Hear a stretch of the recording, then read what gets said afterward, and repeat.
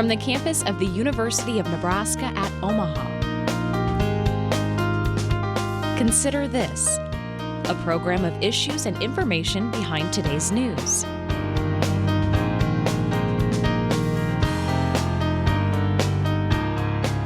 The people of this nation have spoken. They've delivered us a clear victory, a convincing victory, a victory for we the people. We've won with the most votes ever cast on a presidential ticket in the history of the nation. It's time to put away the harsh rhetoric, lower the temperature, see each other again, listen to each other again. And to make progress, we have to stop treating our opponents as our enemies. They are not our enemies, they are Americans. But I will govern as an American president. I'll work as hard for those who didn't vote for me as those who did. Hi everyone, I'm Kathy Wyatt. Welcome to this week's edition of Consider This. Our topic, post-election 2020. Joining us via Zoom to talk more about it is Randy Adkins. Dr. Adkins is the Associate Dean for the College of Arts and Sciences at UNO. Thank you so much for taking the time to talk with us today, and welcome. Thank you. Thank you for the invitation. You bet. I want to start just with, how did Joe Biden win this election? Well, it's a complex question that I'll try to boil down to something very easy. The first thing I would say is that Biden raised a lot of money. He raised more money than President Trump did, and by historical standards, it's more than we've ever seen raised by a presidential candidate. He ran a disciplined campaign. It was low-key in many ways. It reminds me a little bit of William McKinley's campaign in 1896, where he sat on his front porch while President Trump was out holding rallies with thousands of supporters standing shoulder to shoulder. Vice President Biden was holding much smaller events where people were sitting in their cars and honking their horns. The end result was that Vice President Biden has, at this moment, about 5 million more votes in the popular vote. But as we all know, it's not the popular vote that wins an election, it's the Electoral College vote. And so what he did was he took those states that Hillary Clinton won, 232 Electoral College votes that they added up to, and he added back to those traditional Democratic states of Wisconsin, Michigan, and Pennsylvania. And that gets him over the 270 threshold that he needed. Plus, he added Arizona and Georgia to it, which were states that have traditionally been Republican states. Now, in this election cycle, we look at the basis of the political parties and we see that they are still very polarized. And in many ways, when we look at the exit polls, we don't see a lot of movement in different demographic groups. But one of the groups that we see a lot of movement is independent voters, which moved from +4 Trump to +13 Biden in this last election cycle. But most other things were incremental, or if there were big changes, they tended to be changes very specific to states. So for example, Trump did really well with Latino voters in the state of Florida, but not really outside of Florida. And Biden did better with white voters, overall not very much, but much better in states like Wisconsin, Michigan, and Pennsylvania. Biden's message was very different than the president's, and I think in the end that it resonated with just enough people to get him the votes that he needed, and also to get him the Electoral College win. Okay. Randy, who runs the election? Well, you know, the federal government does not run the election. The federal government sets the dates of the election. And then elections are really run by 50 different states, and the results of those elections in 50 different states are reported to the federal government. So in the state of Nebraska, they're run by Bob Evnen, who is the Secretary of State of the state of Nebraska.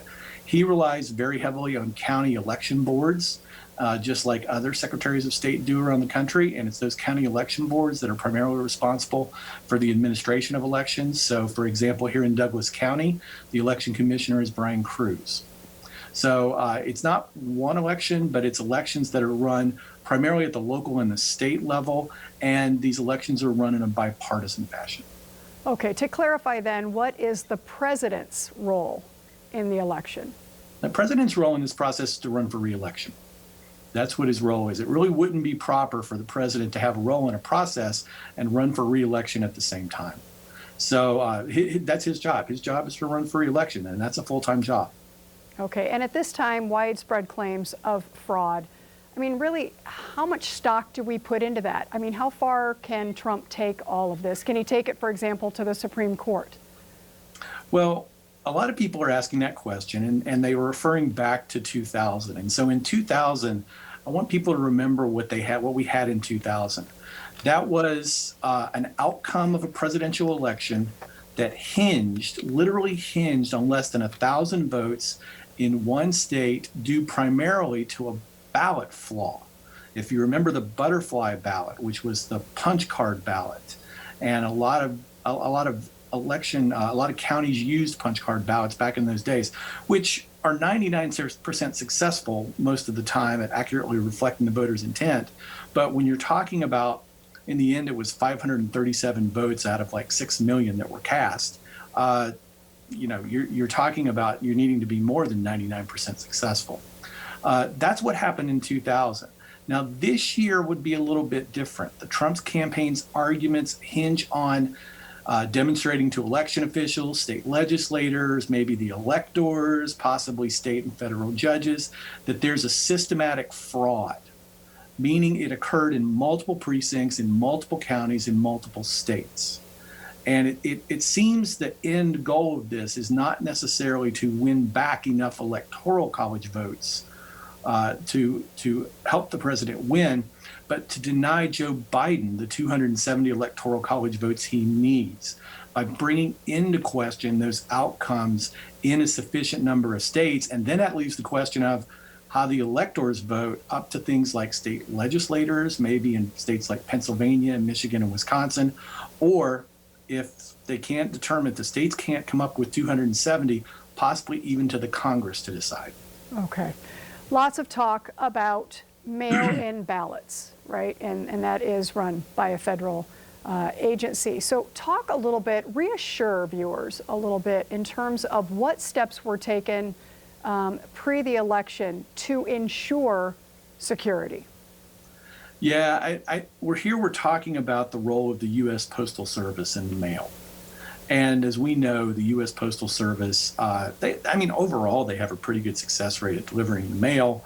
But there's stories out there that, I didn't have this delivered on time, or you didn't have that delivered on time, and how long is it going to take to get this delivered? And then, over the summer, U.S. Postmaster Louis DeJoy ordered the dismantling of hundreds of high-speed mail sorting machines. So there was a lot of question about whether or not the ballots could actually get there. So if you remember, as we got closer to Election Day, there was a lot of scrutiny, both in the press and in public opinion, and even by the courts, about some of the things that had been done with the post office in order to promote what they were calling efficiency and effectiveness. And the courts actually wanted the high-speed voting machines put back together and reassembled, but that could not be done in most instances. So what we saw voters do, I thought, was really amazing. The campaigns told voters who were going to vote by mail, get your ballot in early. Don't wait until the last minute to try to turn it in. So go ahead and fill it out. Fill it out quick and get it back quick, so you won't be part of that crunch that's going to happen at the end. A lot of voters got in their car and dropped it off in a drop box. And that happened across the country. And in some places, in Texas, they had one drop box per county. And one of their counties has 6 million residents in it. But people still dropped them off at a drop box. And then some people just said, you know what? I'm just going to go ahead and vote in person. And I have to really applaud the voters here because, this was a situation where we could have had what really would have been a travesty or a tragedy, in that a lot of votes would have come in after Election Day that would not have been counted. But in reality, what happened was voters responded, and they voted in record numbers and got their votes registered. So, we're actually finding out that it's really probably across the country just a few thousand ballots that didn't make it there, and certainly not enough that would change the outcome of the election. Okay, and on Election Day, we count the Electoral College votes. You've already alluded to this, but Go ahead and just kind of recap how that works for us. So, as everybody here knows, listening to us, we in the United States, we do not use the popular vote to determine who the president is going to be. And that goes all the way back to the founding of our political system. The founding fathers at the time did not trust the public to do it. So they decided that rather than have the legislature do it, they would create this office called an elector, and the elector's purpose would be simply to vote for president of the United States. Around the 1830s, what happens with electors is that state legislatures, who are the body that is given the authority in the Constitution to determine how those electors should be chosen, state legislatures started deciding to allocate their electors on a winner-take-all basis to the winner of the popular vote in their state. And that is the case in 48 out of 50 states today. It is not the case in Maine and Nebraska. As all Nebraskans know, we allocate our electors based on congressional district. And so we have seen a couple of instances in each state where in recent election cycles, one electoral college vote has been cast for the candidate that did not win the state overall. Now, a little more specific about what's going to happen from here on out is that, the vote in every state has to be certified by the state election official. So it's certified at the county level, it's certified at the state level, and that must be done. There are state statutes about when that has to be done, but for federal purposes, that has to be done by December 8th. So any deadline for resolving disputes at the state level must happen by that date. And then on December 14th, electors will meet in their state capitals and they will cast their ballots for president and vice president on a sheet of paper. Those are transmitted to the United States Congress. And then on January 6th, the House and the Senate hold a joint session and they count the electoral votes, with the goal being of a candidate getting to 270 votes. So we've done most of the hard labor so far, except in a couple of states where we're going to do a recount. And so now it's just making sure that the process continues as it should. Talk a little bit more about this electoral vote and the popular vote, right? So we've had several presidents who have been elected by the Electoral College, but didn't necessarily have the majority of the popular vote. What direction are we going here, Randy? I mean, what do you see happening? Yeah, it's sort of funny. Since the Civil War, this has happened 2 times. And when I was in graduate school back in the 1990s, I didn't think it was really a big deal. So I remember not even teaching this in my classes because it hadn't happened since 1876 and 1888. So I thought, it hasn't happened in 100 years. What's the likelihood it's going to happen again? And then in my first year here at UNO, we have the 2000 election, and George W. Bush wins the Electoral College, but he doesn't win the popular vote. He wins the Electoral College in a really, really close vote.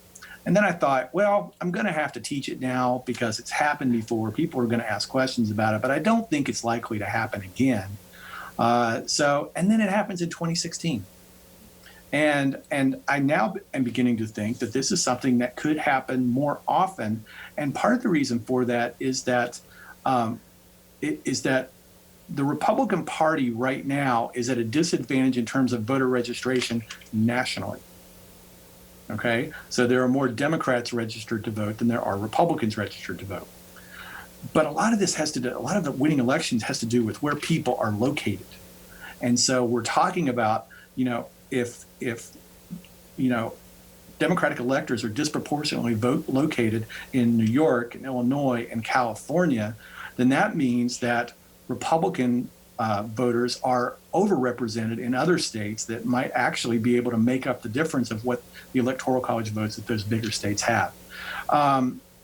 So that brings up the question of, will we address this possible discrepancy between the Electoral College vote and the popular vote? And the answer to that is unfortunately not. It would require a change in the Constitution to do that. And to change the Constitution, that means 2/3 of the House and 2/3 of the Senate have to agree to it. We don't have many votes in the Congress that reach that number. And then 3/4 of the states have to agree to it. And my guess is that those states that are held by Republicans would probably not agree to it because the system as it is set up advantages them. So the result here of this is really presidential campaigns are simply going to focus their attention on where they can win electoral college votes. And for us in Nebraska, that means that they're going to focus some of their attention here in Nebraska too, in our 2nd congressional district, because in a close election cycle, they can win 1 electoral college vote here. Okay. Given the narrow margin of this and the polarization of this election, talk to us a little bit about the faithless elector and what role that could play. Yeah, I don't think that is going to play a big role here because historically faithless electors are very rare. Faithless electors typically show up. These, by the way, are people who do not vote for the person that they are pledged to vote for in the Electoral College. They typically show up when someone wants to make a political statement. So they might vote for somebody who's not even on the ballot. Or they might simply make a mistake. And there was an elector in West Virginia back in 1988 who simply put the wrong name on the wrong piece of paper and got them confused and turned them in incorrectly. The thing we have to remember about electors is that electors are typically very, very strong partisans. People who are politically neutral, they're independents, they're not chosen to be electors. And they're also usually strong supporters of their presidential candidate. Hence, that's why they're chosen. Because they're such strong supporters. The state party is not going to choose an elector who might defy them. And so I don't really see that having an impact. But it's an interesting question because a lot of people asked that question. I think a lot of people asked it in 2016. In the end, there were some faithless electors, but not enough to change the outcome of the election. Okay. Something else that's been brought up is this comparison between Donald Trump's defeat and Herbert Hoover's loss in 32. When people ask you that, Randy, how would you compare the two? How do you respond? Well, I understand what people are saying when they're thinking about, well, was the Great Depression something that may have caused the loss of Herbert Hoover? And is the pandemic something that causes the loss of Donald Trump? And I understand it in that respect, and I can't disagree with it in that respect. However, I think a couple of things we have to remember. One, in 1932, FDR won in a landslide. At that time, the country had been in the throes of the Great Depression for 3 years. So we've been in a pandemic now for 6 or 7 months. So we haven't really gotten to the point that I think people were at in the early 1930s. Also, when FDR won, he brought 90 Democrats into Congress with him on the House side and 9 more senators on the Senate side. And he had super majorities in both chambers of Congress. Statistically speaking, this election looks a lot more like 1960. And in 1960, for anybody who remembers it or remembers their history, JFK beat Richard Nixon by just a few thousand votes in a couple of states. And in Congress, he lost 22 seats in the House, and he picked up a couple of seats in the Senate. So I think this probably looks a little more like that, 1960, than it probably does 1932. But I certainly understand the comparison that people want to make. Okay. Trump certainly making this transition a little more difficult for Biden and Harris coming in. In fact, he hasn't even conceded yet, right? So other than being a major distraction, could he do any damage by what's going on right now, Randy? I think there are certainly issues. To be fair, we have to say the president doesn't think he's been treated fairly. We can go back to the demonstrations before his inauguration. We can go into the investigations that range from Russia to taxes. We can go into the impeachment. We can talk about a number of things. But the president is doing something here like he typically does, which is unprecedented. He's not one who tends to follow what his predecessors have done. He's still engaging in policymaking. So we're reading today that he's got a number of initiatives that he still wants to engage in before he would possibly leave office or would leave office. He's not allowing Biden to have access to intelligence briefings like most incoming presidents-elect are allowed to have, and a number of other things. not giving him access, not giving the Biden team access to the dollars that are available for the transition. You know, I think that there is some danger in this. The question is, what is going to happen in the next week or 2 weeks or 3 weeks? If this continues all the way until January 20th, I think it puts the Biden team in a really, really bad position, assuming that Vice President Biden goes on to become the winner, because they don't have the information they need to hit the ground running on day one. And you know, it's already compressed. I mean, we're really only talking about, 11 or 12 weeks from election day to inauguration day. It is difficult to set up a government in that period of time. And so, from a transition standpoint, it's going to be really challenging for Vice President Biden unless President Trump acquiesces on this point. Well, and obviously, if it's affecting the new administration, I mean, is it safe to say it potentially hurts the country then? And then the question becomes, why would somebody who's led us for the last 4 years want to do something that would intentionally hurt the country as a whole? Yeah, I don't know that the president sees things in the frame that you and I see things. I think he sees things differently. I think he thinks he's doing what's right by the 70 million roughly people who voted for him. I mean, we have to remember, while Joe Biden is getting 51% of the vote, Donald Trump is getting like 47 or 48% of the vote. So he's trying to do right by those voters, and he's doing what he thinks. I think he's doing what he thinks those voters want him to do. And there is some polling that suggests that a majority of those voters do want him to contest this election. So, as I said, I don't think he sees it the same way everybody else does, and not necessarily the way that people who have studied these issues for a long time have. I mean, I've studied presidents dating back to George Washington, so I know what precedent is. I don't think President Trump has done that same kind of systematic study of presidents, and if he has, he's certainly not applying it to what he's doing now. Okay. So I think he's charting his own course. Okay, let's talk about the new administration. We heard from you about Joe Biden earlier in the program. Kamala Harris, what does she bring to the ticket here? Yeah, normally when a vice presidential candidate is chosen, the president's looking at something like geographic balance, or maybe there's a state that the vice presidential candidate can bring to the ticket. So you think about maybe like JFK choosing LBJ or something like that in 1960. But I think Biden was looking for something different. I think he was looking for somebody who could, one, be president on day one. That's always qualification number one. But I think he was also looking to heal the party. By declaring early that he was going to choose a female vice presidential candidate to run with him, he's sending a message to those people who had supported Hillary Clinton in 2016. And he's also trying to bring together two wings of the Democratic Party, both the progressives and the centrists. And I think she allows him to do that because I think she is someone who is appealing to both wings of the party. Now, Kamala Harris has certainly done one thing, which is she has broken a glass ceiling. But we have to remember about her, she has a lot of strong experience. She was a U.S. Senator. She was the Attorney General of the state of California. And think about how big the state of California is. So running the AG's office in California is a big operation.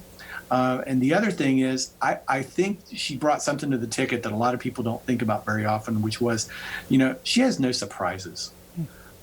She is out there. People know who she is. She has been a public figure for a number of years. She comes from a big state.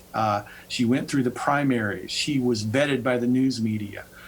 So the last thing, of course, a presidential candidate wants is a vice presidential candidate who's going to bring them a surprise and possibly hurt the ticket. I think she really helped the ticket in a number of different ways. Okay, we have 2 minutes remaining, and I wanted to ask, as we look forward just at least to the short term or near future here, what do you expect in 2021 from this administration, Randy?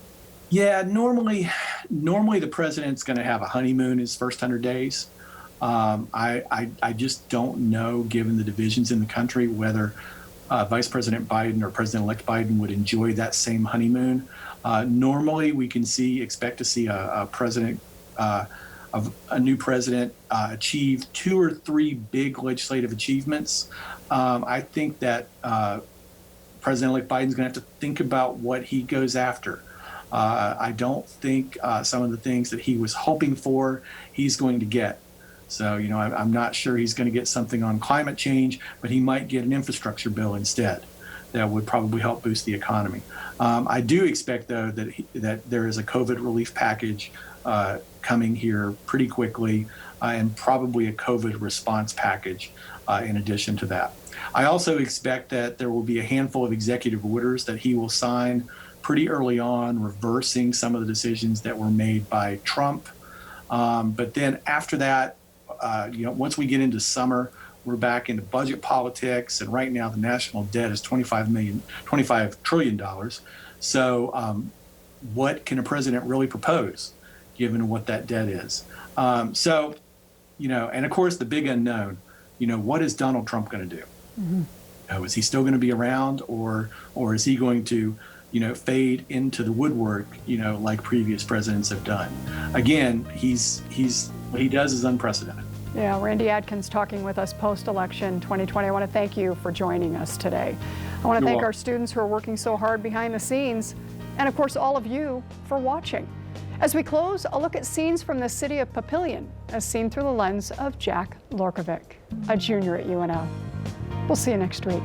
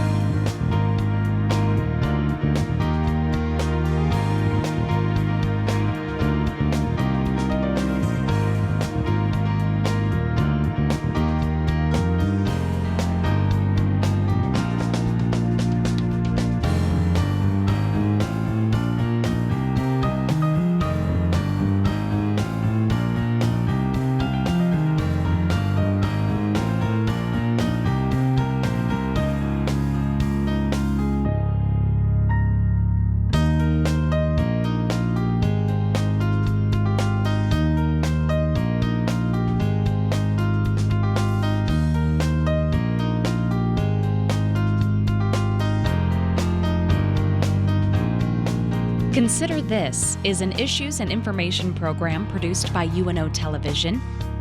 More information and program archives can be found at netnebraska.org/considerthis. If you'd like to share your comments about this program, call UNO Television at 402-554-2516 during regular business hours, or send an email to cwyatt@unomaha.edu.